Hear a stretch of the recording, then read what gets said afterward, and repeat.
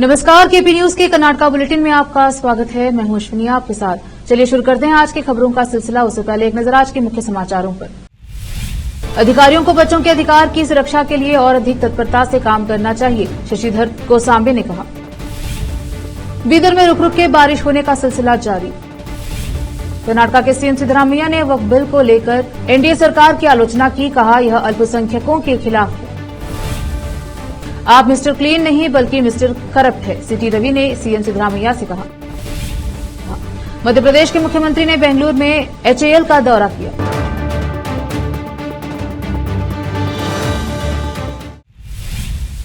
समाचारों का सिलसिला शुरू करते हुए देखते हैं समाचार विस्तार से। कर्नाटक राज्य बाल अधिकार संरक्षण आयोग के सदस्य शशिधर गोसांबे ने कहा कि अधिकारियों को बच्चों के अधिकारों की रक्षा के मामले में अधिक सावधानी से काम करना चाहिए, जो देश का भविष्य है।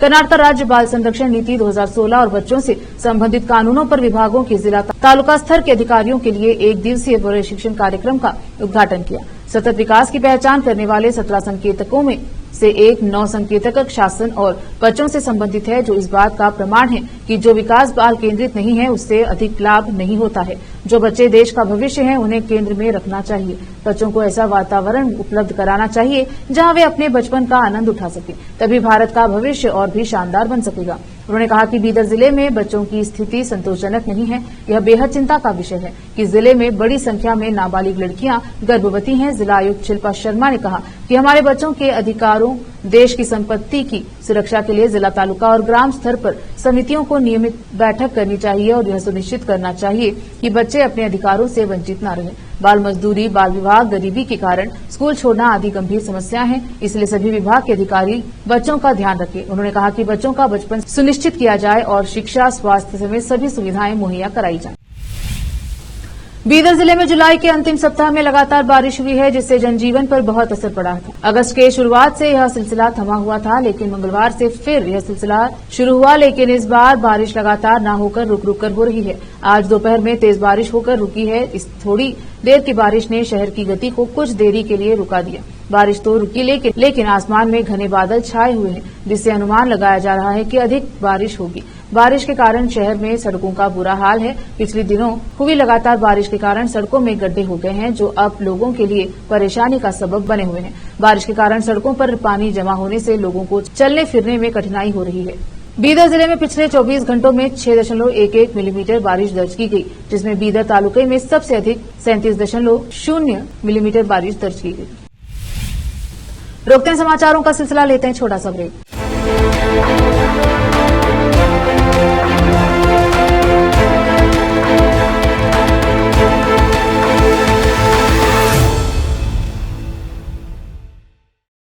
नूर एजुकेशन ट्रस्ट बीदर की ओर से चलाए जाने वाला Noor MEd and BEd college Bidar, recognised by NCTE Delhi and affiliated to Gulbarga University, Gulbarga. Admission are open for the academic year 2022-23. विशेषज्ञ और सक्षम शिक्षकों द्वारा शिक्षा प्राप्त करने के लिए नूर एमएड एंड बीएड कॉलेज में दाखिला लें और शांत वातावरण में शिक्षा प्राप्त करें।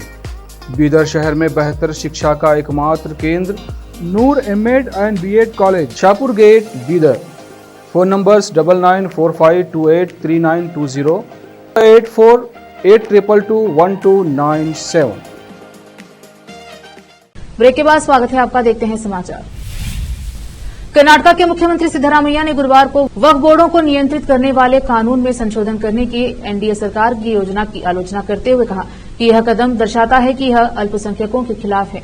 विधेयक में वर्तमान अधिनियम में दूरगामी परिवर्तन का प्रस्ताव किया गया है, जिसमें ऐसे निकायों में मुस्लिम महिलाओं और गैर मुस्लिमों का प्रतिनिधित्व सुनिश्चित करना भी शामिल है। वक्फ संशोधन विधेयक में वक्फ अधिनियम 1995 का नाम बदलकर एकीकृत वक्फ प्रबंधन, सशक्तिकरण, दक्षता और विकास अधिनियम 1995 करने का भी प्रावधान है। सिद्धरामैया ने यहां एक सवाल के जवाब में संवाददाताओं से कहा, एनडीए सरकार इस देश में अल्पसंख्यक के पूरी तरह खिलाफ है। वे धर्मनिरपेक्षता के पक्ष में नहीं है, वे सामाजिक न्याय के पक्ष में नहीं है।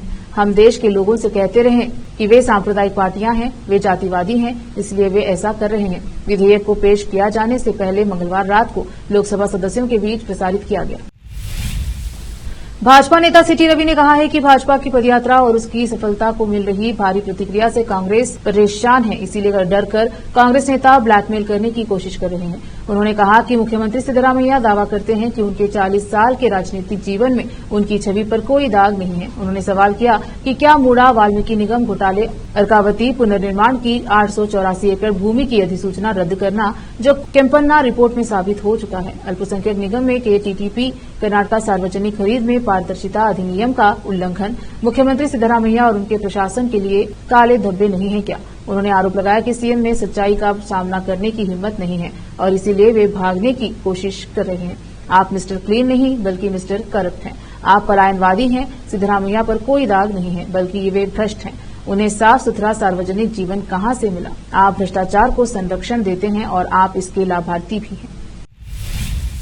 मध्य प्रदेश के मुख्यमंत्री मोहन यादव ने यहां हिंदुस्तान एरोनॉटिक्स लिमिटेड एचएएल का दौरा किया। मुख्यमंत्री तीसरे इंटरैक्टिव निवेश सत्र में भाग लेने के लिए शहर के 2 दिवसीय दौरे पर हैं। बुधवार को एचएएल के दौरे के बाद सोशल मीडिया प्लेटफॉर्म एक्स पर अपने अनुभव साझा करते हुए उन्होंने कहा कि बेंगलुरु आकर अच्छा लगा। उन्होंने कहा, मुझे यहां तेजस विमान देखकर बहुत अच्छा लगा। प्रधानमंत्री नरेंद्र मोदी भी यहां आ चुके हैं। यह गौरव का क्षण है जब भारत ने स्वदेशी विमान के जरिए दुनिया में अपनी पहचान बनाई है। हिंदुस्तान एरोनॉटिक्स लिमिटेड के सभी सदस्यों को बधाई। मैं इस संस्थान को मध्य प्रदेश में भी अपनी शाखा खोलने के लिए आमंत्रित करता हूं। उन्होंने तेजस विमान में बैठकर इसकी सुरक्षा और लड़ाकू क्षमताओं को समझा। मुख्यमंत्री ने उद्योगपतियों के साथ गोलमेज बैठक और नेटवर्किंग डिनर की तस्वीरें भी साझा की। उन्होंने कहा, हमारे मध्य प्रदेश में अपार संभावनाएं हैं। हमारा मध्य प्रदेश उद्योग जगत द्वारा बड़े पैमाने पर निवेश के लिए सबसे उपयुक्त राज्य है। फिर से रोकते हैं समाचारों का सिलसिला, लेते हैं छोटा सा ब्रेक।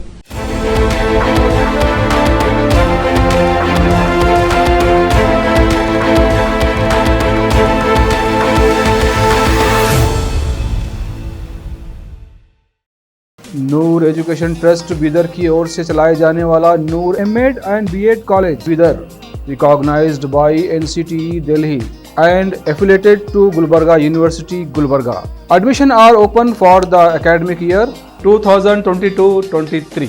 विशेषज्ञ और सक्षम शिक्षकों द्वारा शिक्षा प्राप्त करने के लिए नूर एमएड एंड बीएड कॉलेज में दाखिला लें और शांत वातावरण में शिक्षा प्राप्त करें। बीदर शहर में बेहतर शिक्षा का एकमात्र केंद्र Noor MEd and BEd college, Shahpur gate, Bidar.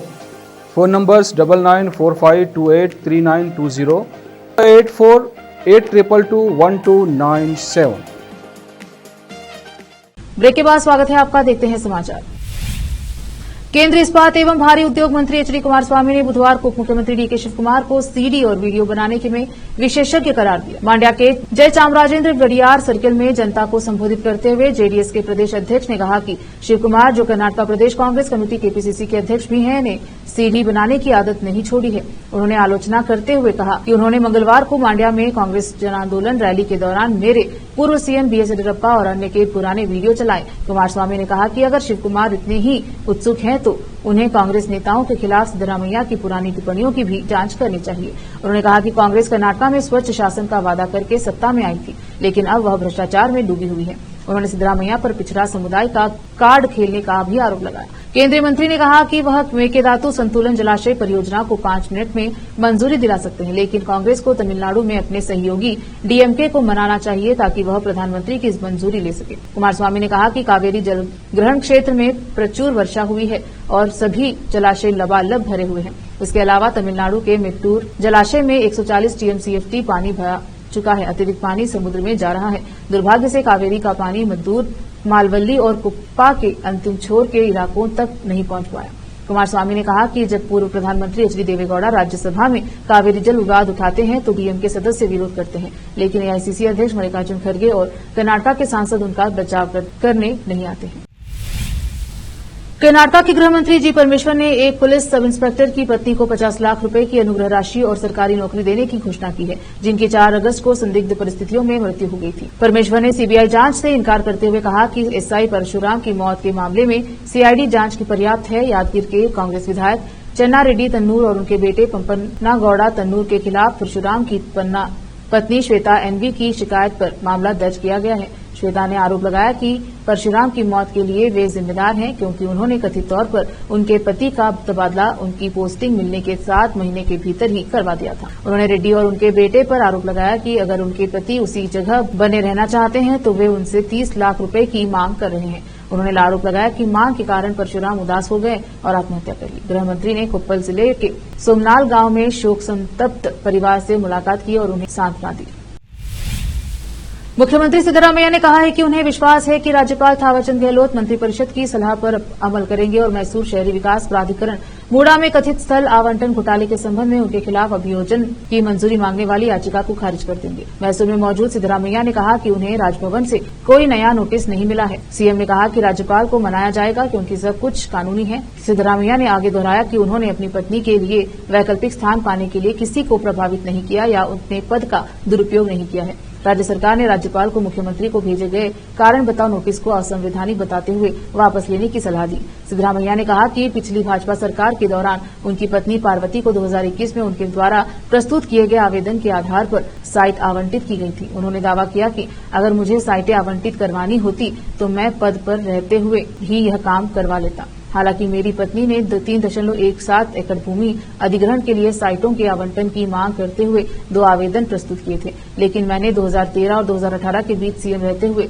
इसे मंजूरी नहीं दी। सिद्धरामैया ने कहा कि मूडा मुद्दे की तुलना पूर्व सीएम बीएस येदियुरप्पा के भूमि विमुद्रीकरण मामले से करना गलत है। येदियुरप्पा के मामले में जहां अतीत में अभियोजन स्वीकृति दी गई थी, चेक के माध्यम से पैसा लिया गया था, येदियुरप्पा ने भूमि विमुद्रीकरण किया था। मैंने क्या किया है? क्या मेरे पास कोई दस्तावेज, आदेश या बयान है? सीएम ने पूछा। शिरूर के होन्नावारा में समुद्र के पास स्थानीय निवासियों ने सड़ी गली अवस्था में एक शव बरामद किया है, जिससे अटकलें तेज हो गई हैं। संदेह है कि यह शव कर्नाटक के अंकोला में हाल ही में हुए भूस्खलन में लापता हुए 3 लोगों में से एक का हो सकता है, जिसमें कोझिकोड का ट्रक ड्राइवर अर्जुन भी शामिल है। सूचना मिलने पर अर्जुन के साले जितिन घटनास्थल पर पहुंचे। अंकोला सीआई सहित पुलिस की एक टीम घटनास्थल पर पहुंची और साक्ष्य जुटाने के लिए इलाके की घेराबंदी की। उन्होंने कहा कि शव किसी पुरुष का लग रहा है। हालांकि अधिकारियों ने अभी तक यह पुष्टि नहीं की है कि शव भूस्खलन के शिकार व्यक्ति का है या नहीं। अंडर वाटर सर्च विशेषज्ञ ईश्वर मालपे ने बताया कि शव शिरूर के होन्नावर बीच के पास समुद्र में तैरता हुआ मिला। क्षेत्र के मछुआरों ने इसे देखा और बाद में पुलिस को सूचित किया। हालांकि क्षेत्र की तटीय पुलिस ने कहा कि शव किसी प्रवासी मजदूर का हो सकता है, जो कुछ दिन पहले समुद्र में लापता हो गया था। शव भूस्खलन प्रभावित राष्ट्रीय राजमार्ग 66 से करीब 25 किलोमीटर दूर मिला। फिर से एक नजर आज के मुख्य समाचारों पर। अधिकारियों को बच्चों के अधिकार की सुरक्षा के लिए और अधिक तत्परता से काम करना चाहिए, शशिधर कोसांबे ने कहा। बीदर में रुक रुक के बारिश होने का सिलसिला जारी। कर्नाटक के सीएम सिद्धरामैया ने वक्फ बिल को लेकर एनडीए सरकार की आलोचना की, कहा यह अल्पसंख्यकों के खिलाफ है। आप मिस्टर क्लीन नहीं बल्कि मिस्टर करप्ट है, सिटी रवि ने सीएम सिद्धरामैया से कहा। मध्य प्रदेश के मुख्यमंत्री ने बेंगलुरु में एचएएल का दौरा किया। केपी न्यूज के कर्नाटक बुलेटिन में अब तक के लिए इतना ही। देखते रहिए केपी न्यूज 24/7। धन्यवाद।